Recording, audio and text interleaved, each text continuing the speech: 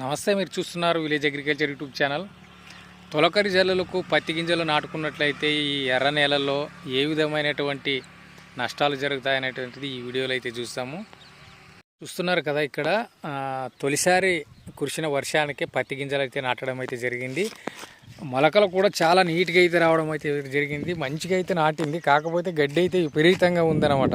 ఎందుకంటే మనం పత్తి గింజలు నాటే ముందు ఒక్కసారి వర్షం వచ్చిన తర్వాత పైపాటుగా గుంటకు పాయాలన్నమాట. గుంటకు పాసినప్పుడు ఏమవుతుందంటే ఇలాంటి గడ్డి మొలక అయితే ఇరిగిపోయి బాగా గడ్డి పెరగడం తగ్గిపోతుందన్నమాట.